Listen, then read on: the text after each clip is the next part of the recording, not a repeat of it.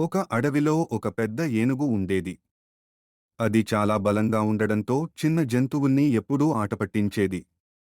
ఒకరోజు చిన్న చీమ దగ్గరకు వచ్చి, ఏనుగన్నా, బలం మాత్రమే కాదు, తెలివి కూడా ముఖ్యం, అంది. ఏనుగు నవ్వింది. నీలాంటి చిన్న చీమ నాకేం చెప్తుంది, అంది. చీమ ఏనుగును ఒక పోటీకి పిలిచింది. పోటీ ఏమిటంటే, ఎవరు ముందుగా నదిని దాటుతారో. ఏనుగు గట్టిగా పరుగెత్తి నదిలోకి దిగింది. కాని లోతు ఎక్కువగా ఉండడంతో ఇరుక్కుపోయింది.